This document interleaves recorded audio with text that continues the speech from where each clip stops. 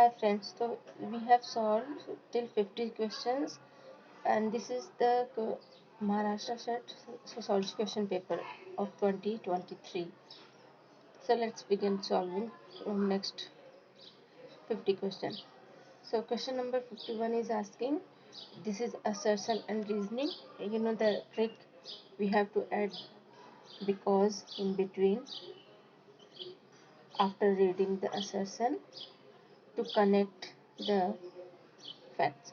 So, question is saying poor women are both victims of environmental degradation and active agent in environment protection movement because the women are more jeopardized than men. Assertion ये कह रहा है कि जो गरीब औरतें हैं वो एनवायरमेंटल डिग्रेडेशन का विक्टिम बनती है, यस ऑफ कोर्स, और एक्टिव एजेंट एक्टिव एजेंट के रूप में भी काम करती हैं एनवायरनमेंट को प्रोटेक्ट करने के लिए। ये बिल्कुल सही है। रीज़न कह रहा है क्योंकि वुमेन मैन से ज़्यादा जेपरडाइज्ड है। सो जेपरडाइज्ड का अगर मतलब वुमेन को ज़्यादा ही वो उनको ज़्यादा ही इम्पोर्टेंस दी जाती है या ज़्यादा उनको हाव दिखाया जाता है। तो ये रीज़न सही नहीं लग रहा। तो यहाँ इस क्वेश्चन का आंसर होगा बी। इसमें रीज़न भी सही बता रहा है आंसर की अकॉर्डिंग, मुझे लग रहा था कि नहीं रीज़न गलत होना चाहिए और क्वेश्चन आंसर के अकॉर्डिंग दोनों सही है बट करेक्ट एक्सप्लेनेशन नहीं है। So correct answer should be option B. Correct. Next question. Question number 52. Which one of the sustainable development goals deal with the climate change and its impact? कौन सा गोल है जो climate change और उसके impact से deal करता है? इसका आंसर होगा goal number 13, climate change and it's impact. Question number 53. Hindi movie Ki and Ka is an example of which of the following concept? Hindi movie Ki और का किसका एग्जाम्पल है? Androgyny, gender bending, gender roles, gender conflict. So here correct answer should be gender bending. The very famous movie, I mean not so famous but a Bollywood movie of Kareena Kapoor and Imran Khan. सो देखा movies हमारे sociology में कितना important role play करती हैं। वो society का आईना होती हैं, समाज में क्या चल रहा है वो सब दिखाती है। तो इसलिए एज ए सोशोलॉजिस्ट हम मूवी को किस तरह से देखते हैं कि उसमें क्या दिखाया जाता है, क्या सोशल इशू, वो भी हमें अप टू डेट रहना चाहिए।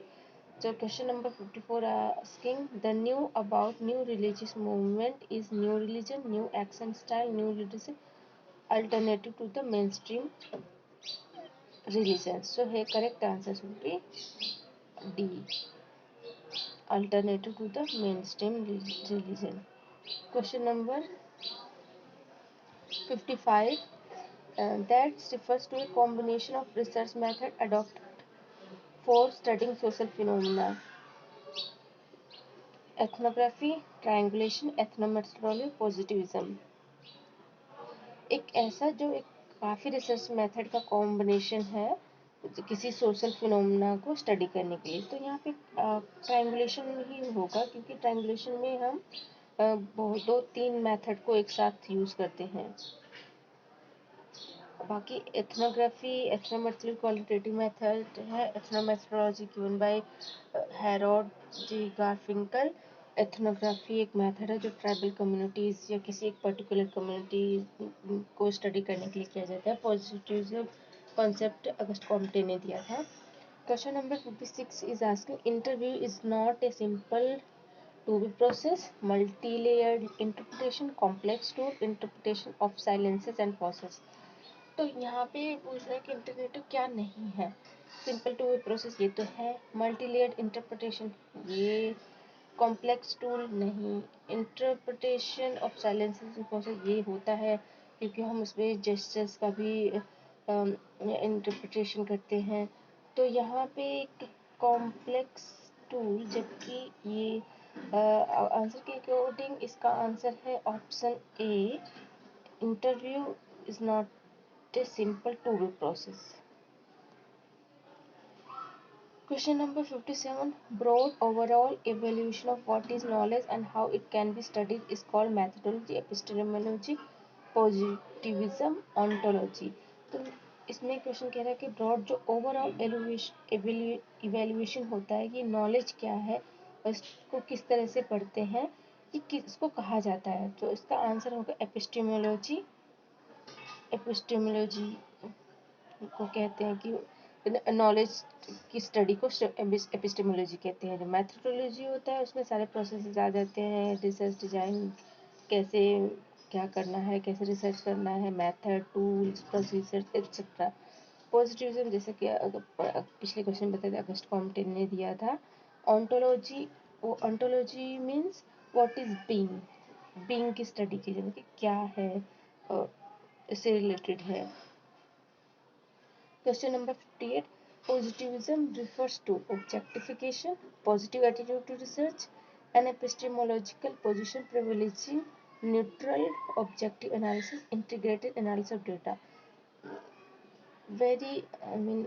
आंसर सी इसमें क्लियर दिख रहा है कि पॉजिटिविज्म एक एपिस्टेमोलॉजिकल पोजीशन होता है जिसके अकॉर्डिंग हम किसी भी फिनोमिना का ऑब्जेक्टिव एनालिसिस करते हैं और साइंटिफिक मेथड यूज करते हुए। So correct answer would be C. Question number 59. Research ethics aims at efficiency in research, ethically sound research about research, justified research finding, reduction in research budget. Ethics क्या होते हैं? जैसे जब कोई भी research की जाती है तो उसमें कुछ एथिकल इशू आते हैं। जब भी पार्टिसिपेंट से बात करती है तो उस रिसर्च एथिक्स को फॉलो करते हुए ही रिसर्च किया जाता है। तो इसमें पूछ रहा है कि वो एथिक्स का एम क्या होता है। एफिशिएंसी, रिसर्च में एफिशिएंसी लाना, जो एथिकली साउंड डिसीजन होते हैं, ethically sound decision about research, justifies research fund, reduction in research budget. Option B तो बिल्कुल नहीं होगा। And here correct answer should be option B, ethically sound decision about research. Question number 60 is asking which of the following is not indicated by a survey? Collection of data and information about people living in a specific area, undertaken for administrative as well as sociological purpose, collection of great deal of data about the lifestyle of people used to study the dead and past. तो इसमें बता रहा है कि जो इसमें से क्या है जो सर्वे इंडिकेट नहीं करता है, जिसके लिए हम सर्वे यूज नहीं करते हैं, जो सर्वे नहीं है। तो पहला तो है collection of data and information living in specific area, yes of course. Undertaken for administrative as well as sociological purposes, yes it is. Collection of great deal of data about the lifestyle of people, हाँ। Used to study the dead and past society, नहीं, ये नहीं होगा। तो हमारा answer है option D. Question number 61 is asking post-Fordist organization is characterized by standardization, greater flexibility, assembly line production, centralization of labor. तो post-Fordist organisation की क्या कैरेक्टरिस्टिक्स है? स्टैंडर्डाइजेशन, ग्रेटर फ्लेक्सिबिलिटी और असेंबली लाइन प्रोडक्शन या सेंट्रलाइजेशन ऑफ लेबर। सो इसका answer होगा greater flexibility. इससे पहले जो फोर्टिस था उसमें था स्टैंडर्डाइजेशन या लार्ज अमाउंट में प्रोड्यूस करना। So question number 62 is asking hypothesis formation is not a part of. Hypothesis formation किसका पार्ट नहीं होता है? Survey, positivist research, steps in qualitative research, policy research. Survey, positivistic ये जो साइंटिफिक मेथड बेस्ड होता है, steps in qualitative research, yes ये नहीं होता है। 62 का आंसर होगा सी, क्योंकि क्वालिटेटिव रिसर्च में हम लोग हाइपोथेसिस नहीं बनाते हैं, इसके बजाय हम रिसर्च क्वेश्चन, रिसर्च ऑब्जेक्ट जो हमारा रिसर्च ऑब्जेक्टिव होता है उससे रिलेटेड रिसर्च क्वेश्चन बनाते हैं। और एक और मेथड होता है एक्सप्लोरेटरी मेथड, जिसमें हाइपोथेसिस नहीं बनाते हैं। एक्सप्लोरेटरी मेथड यूज़ करते हैं हाइपोथेसिस बनाने के लिए, क्योंकि हाइपोथेसिस का पहला पार्ट नहीं होता है, और हिस्टोरिकल मेथड में भी नहीं बनाते हैं। So question number 63, which one of the following does not show commodification of rituals? इसमें से क्या है जो कमोडिफिकेशन ऑफ रिचुअल नहीं शो करता है? मास करो church celebration, universal celebration ceremony, private worship of God, Jallikattu. So ये correct answer should be Jallikattu. इस बट क्वेश्चन इसका आंसर के अकॉर्डिंग क्या है, प्राइवेट वर्शिप ऑफ गॉड। अच्छा हाँ, जलीकट्टू तो है, क्योंकि जलीकट्टू में काफ़ी वो कंपटीशन होता है, तो ये कमोडिफिकेशन ऑफ रिचुअल्स है। बल्कि प्राइवेट वर्शिप ऑफ गॉड, हाँ प्राइवेट वर्शिप ऑफ गॉड ये नहीं है कमोडिफिकेशन ऑफ रिचुअल्स में। अब ये समझ में नहीं आ रहा प्राइवेट वर्शिप में क्या कुछ लोग बुक करते हैं पूजा के लिए, या ये है या अलग है, बट आंसर की के according option C is the correct answer. So moving on to the next question. Question number 64 is asking which of the following does not describe McDonaldization? तो ये फेमस कॉन्सेप्ट दिया था रिट्जर ने, और इसमें बताया कि क्या है जो मैकडोनल्डाइजेशन से डिस्क्राइब नहीं कर सकता। Efficiency yes it is, unpredictable नहीं, ऑटोमेटेड यस, कैलकुलेटेड यस। तो here correct answer should B unpredictable. 64 का आंसर है B. 65, depeasantization refers to the decline of peasant practices, the substitution of market rationality in agriculture, expulsion of small producers from the land, commercialization of agriculture. Depeasation क्या है? इसका answer है the declining of peasant practices, जो खेती करने की practice का कम होना। जैसे आजकल जो एग्रीकल्चर में प्रोड्यूस नहीं होता है, फिर ड्रॉट या फिर फ्लड की वजह से एग्रीकल्चर को काफ़ी हार्म होता है, तो लोग रूरल पीपल माइग्रेट करते हैं अर्बन सिटीज़ में फॉर अर्निंग के लिए, इसलिए डिपेजेंटाइजेशन इंक्रीज होता जा रहा है। Question number 66 is asking which term is used by Karl Marx to describe the process by which the working class grows increasingly impoverished in relation to the capitalist class? Karl Marx ने उस process को क्या describe किया है जिसके through जो working class है वो बहुत ही इम्पोवरिस्ड होती जा रही है in relation to capitalist class? Precariat, pauperization, marginalization, explorization. So इसका correct answer should be pauperization. Yes, correct answer pauperization है। Question number 67, who argues that any consideration of social facts without their value component is unreal? किसने तर्क दिया कि social facts से related कोई भी मान्य बिना उनके वैल्यू कंपोनेंट के व्यर्थ है या वास्तविक नहीं है? राधा कमल मुखर्जी, जिस घरे रावती करवे, अमन श्रीनिवास। तो यहाँ पे वैल्यू से रिलेटेड अगर हम कीवर्ड देखें तो राधा कमल मुखर्जी ही हैं जिन्होंने स्टडी की थी। Here correct answer is Radha Kamal Mukherjee. तो कई बार हमें कीवर्ड बहुत हेल्प करते हैं हम करेक्ट आंसर फाइंड करने में। Next question is which of the following is not characteristic of Disneyization? McDonaldization, Disneyization, ये सब कॉन्सेप्ट किसका है? रिट्जर का। तो इसमें क्या जो है क्या कैरेक्टरिस्टिक डिज्नीआइजेशन का नहीं है? Theming, hybrid consumption, merchandising, individual identity. So here correct answer should be individual identity, option D. बाकी ये तीनों से कैरेक्टरिस्टिक्स है। Question number 69, what does Weber's concept of zweck rational action involve? Weber ने कॉन्सेप्ट दिया था जैक रैशनल एक्शन, तो उसमें क्या क्या होते हैं? Means and relationship, habits of the actor, only means, emotions of the actor. Zweck rational and wert rational. Wert rational value से रिलेटेड होता है, zweck rational rational and goal. तो यहाँ पे correct answer would be means and relationship. Question number 70. The famous book The Moral Economy of the Peasant, Rebellion and Subsistence in Southeast Asia is authored by. ये book किसने लिखी थी? James Scott, Partha Chatterjee and Dhanagare आंध्र। I guess इसका answer A है। Yes it is A. James Scott ने ये book लिखी थी, the moral economy of the peasants. Question number 71. What term is used by Durkheim to understand the totality of beliefs and sentiments common to average citizens of the same society forms a determined system which has its own life? तो डुरखाइम ने इस term को क्या दिया था? जो totality of beliefs और sentiments होती हैं जो सभी लोगों की किसी एक सोसाइटी में, वो डिटरमाइन करती है कि सिस्टम की या उनके लोगों की लाइफ कैसी है। तो division of labour, collective concept, mechanism, organic solidarity. तो ये फेमस जो कॉन्सेप्ट है ये है कलेक्टिव कंसाइज।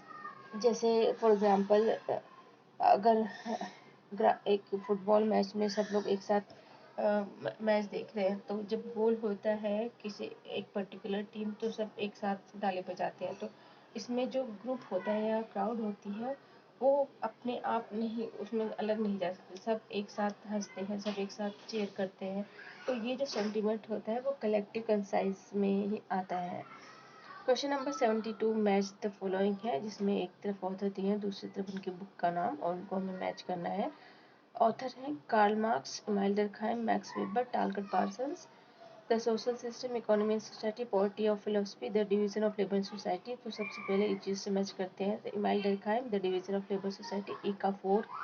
यस ए का 4 ऑप्शन ए में आ रहा है। तो correct answer is A. Match कर लेते हैं हम। Karl Marx, no Karl Marx, अच्छा नहीं बी का 4 होगा ना। यस बी का 4 ऑप्शन नंबर बी में आ रहा है, ए का 3। तो कार्ल मार्क्स का है द पॉवर्टी ऑफ फिलोसफी, फिर इमाइल डर्कहाइम का 4 division of labour society, Max Weber है economy and society, and Talcott Parsons है the social system. Yes so option B is the correct answer. Question number 73 is asking who wrote the book Commodities of Capabilities? Amartya Sen, M N Srinivas, D P Mukherjee, A R Desai. तो keyword से हमें लग रहा है कि इसका answer Amartya Sen होगा, और इसका आंसर अमर्त्य सेन ही है। अमर्त्य सेन ने कैपेबिलिटीज पे काम किया है, फ्रीडम, और उन्होंने द इनविजिबल वुमेन का एक कॉन्सेप्ट दिया था कि औरतें कम क्यों होती जा रही हैं इंडियन सोसाइटी में। क्वेश्चन नंबर 674 डीपी मुखर्जी तो आप जानते ही हैं, अपने आप को मार्क्सोलॉजिस्ट बुलाते हैं। ए आर देसाई ने स्ट्रगल, पेजेंट स्ट्रगल पे काम किया हुआ है। M N Srinivas the architecture of Indian sociology, field work, इन्होंने फील्ड वर्क को बहुत ज़्यादा महत्व दिया था। इससे पहले जो भी जीएस पूजे थे उन्होंने आर्म चेयर के रूप में जाने जाते हैं। तो question number 74 is asking which one is not the part of ecological infrastructure? इसमें से कुछ कौन से इकोलॉजिकल इंफ्रास्ट्रक्चर का पार्ट नहीं है? Soil, flora, building, fauna. Question number 74 का आंसर है बिल्डिंग। सॉइल, फ्लोरा, फौना ये सब इकोलॉजिकल इंफ्रास्ट्रक्चर के पार्ट है। 75 is asking rule social recipes conception of appropriate conduct used as frame of reference to act in social world is called। ये keyword है rule, social recipe और conception of appropriate conduct used as a frame of reference to act in a social world, इसको क्या कहते हैं? Stock knowledge, life world, probability, indexicality. इसको कहते हैं लाइफ वर्ल्ड। इसको कहते हैं स्टॉक नॉलेज। आंसर की कोडिंग स्टॉक नॉलेज है। तो ये किससे रिलेटेड है? एल्फ्रेड सूट से। इन्होंने इस पे काम किया हुआ है। एल्फ्रेड सूट्स का इम्पोर्टेंट कॉन्सेप्ट फिनोमेनोलॉजी है। पहले यह एडमंड हर्सल से आया था। Question number 76 the emergence of creche for taking care of infect is the example of. जो क्रेच का आगमन है बच्चों की देखभाल के लिए, वो किसका उदाहरण है? Dysfunction, non function, functional alternatives, latent dysfunctions. तो इसका आंसर है फंक्शनल अल्टरनेटिव्स। नहीं, इसमें इसका आंसर के अकॉर्डिंग इसका आंसर लेटेंट डिस्फंक्शन दिया हुआ है। मुझे लगता है दो फंक्शन ऐसे लिख समझते हैं। जो क्रेज आया, क्रेज ये इज़राइल में था, जहाँ पे फैमिली बच्चों की देखरेख फैमिली नहीं करती है, बल्कि उनको क्रेज में छोड़ दिया जाता है सामूहिक रूप में, वहाँ पे उनकी देखभाल की जाती है। तो ये किसका एग्जाम्पल है? डिस्फंक्शन तो नहीं, ये बुरा तो नहीं है, अप्रकार्य नहीं है, नॉन फंक्शन बिल्कुल नहीं है, फंक्शनल अल्टरनेटिव है, लेटेंट डिस्फंक्शन। लेटेंट मीन्स जो छुपी हुई या अनइंटेंडेड डिस्फंक्शन। यहाँ पे इसका आंसर फंक्शनल अल्टरनेटिव होना चाहिए, बट मुझे नहीं लगता ये आंसर कि में लेटेंट डिस्फंक्शन क्यों दिया हुआ है। चलो लेट्स मूविंग, इसको डाउट में रखते हैं। क्वेश्चन नंबर 77, द सेवर्स mind is written by Karl Marx, Claude Levi Strauss, Harold Garfinkel, Clifford Geertz. इसका करेक्ट आंसर है B, Claude Levi Strauss. The savage and civilize, the savaging the civilized, ये Verrier Elwin ने book लिखी थी। Question number 78, C.W. Mill's concept of power elite refers to a group of 3 elites। जो C.W. Mills का concept है power elite, उसमें 3 elites होते हैं, economic, political, military, social, economic, political, social, military and political, social, military and economic. तो उसका answer क्या होगा? इसका आंसर है इकोनॉमिक, पॉलिटिकल और मिलिट्री, सोशल नहीं है। Question number 79, which feminist perspective focus upon the interconnectivity of patriarchy and capitalism? कौन सा फेमिनिस्ट पर्सपेक्टिव है जो पैट्रियार्की और कैपिटलिज्म को कनेक्ट करती है? Liberal, socialist, radical, Marxist feminism. तो इसका आंसर डी होगा। नहीं, इसका आंसर बी है, socialist feminism.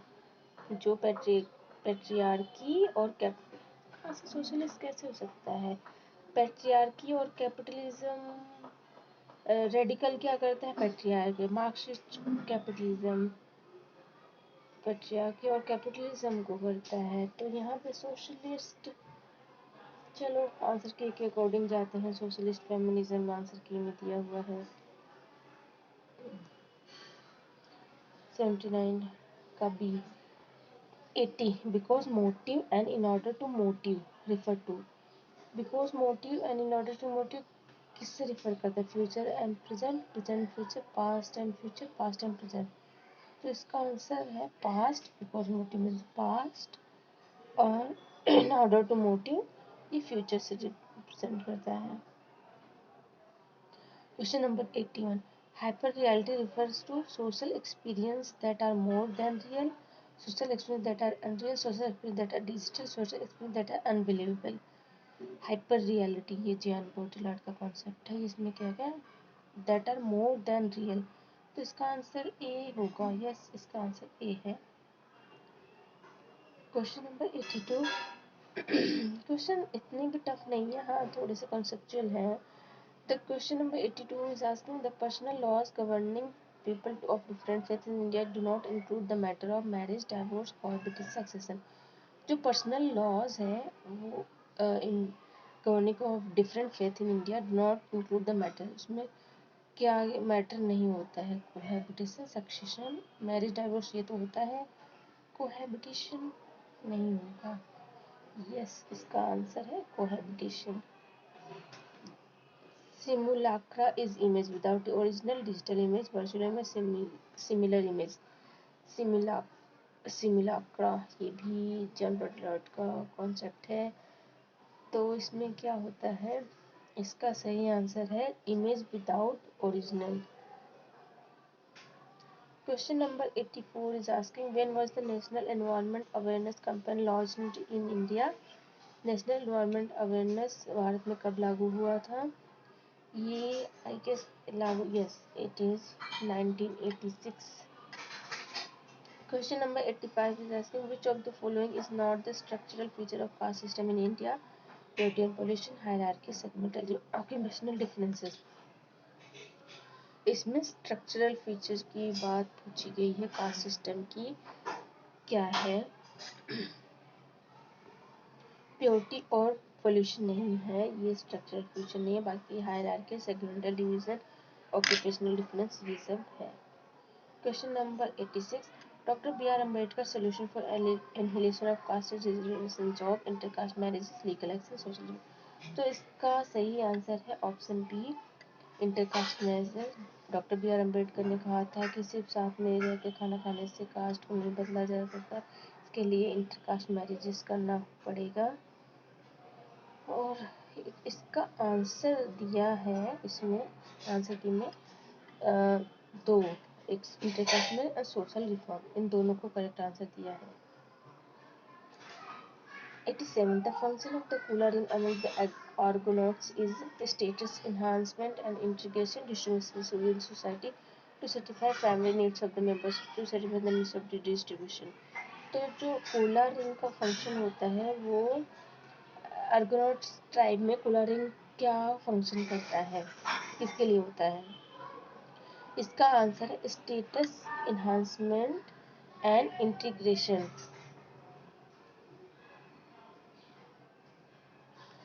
89. What defines the life world? Life world क्या डिफाइन करता है?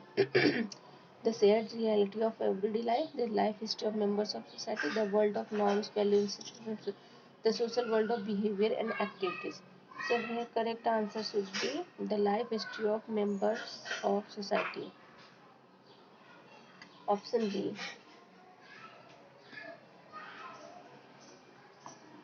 Which of the following statement appropriately explain Mannheim's idea of relationism? Knowledge and beliefs are the product of social political condition. Certain knowledge and beliefs are true only in certain times and places. Certain knowledge and beliefs are true beyond time and spaces. Knowledge and belief are class and nation determined. तो यहाँ पे option be appropriate लग रहा है और option B ही correct answer है, answer के according. Certain knowledge and belief are true only in certain times and places. Question number 90 is asking, according to Durkheim, in which societies we can observe contract law? Durkheim के according किस society में हम contract law देखते हैं? Industrial society, tribal, rural, small. So ये correct answer is industrial society.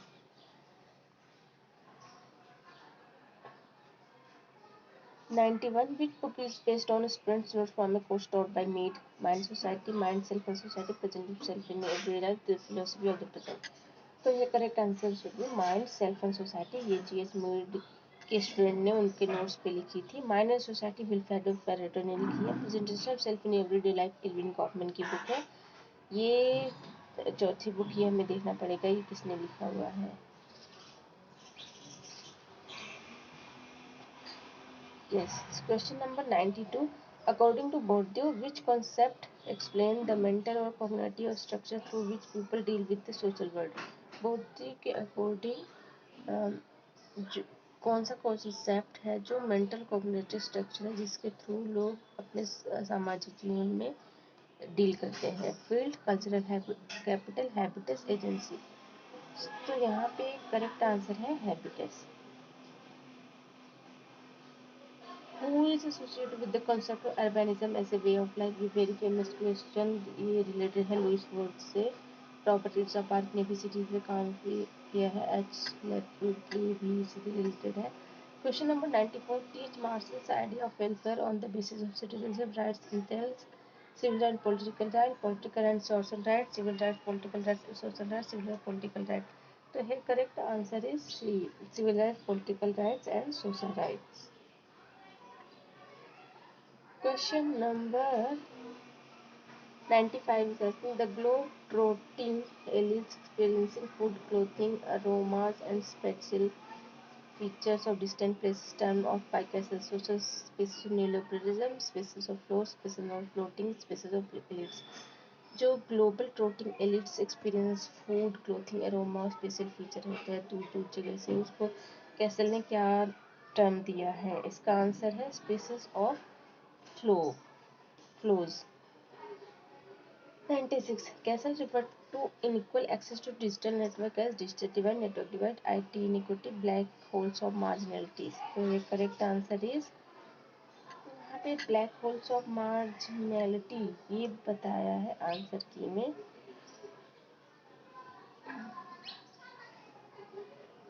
Digital divide जो होता है इनइक्वल एक्सेस डिजिटल नेटवर्क को उन्होंने बताया black holes of marginality. In which year domestic violence was recognised criminal offence? Yes, एक very easy question 2005। ये कई बार एक दो क्वेश्चन तो रिएक्ट से रिलेटेड आ ही जाते हैं। Question number 19 which concept is used by Habermas to refer the condition under which social goals and value can be discussed on a rational and equalitarian basis to reach a consensus? Undistorted communication, social action, symbolic interest, disenchantment. तो उन्होंने question कह रहा है कि कौन सा concept है Habermas का जो ये बताता था कंडीशन जिसके अंदर सोशल गोल्स और वैल्यू डिस्कस किए जाते हैं रैशनल इकोनॉमी।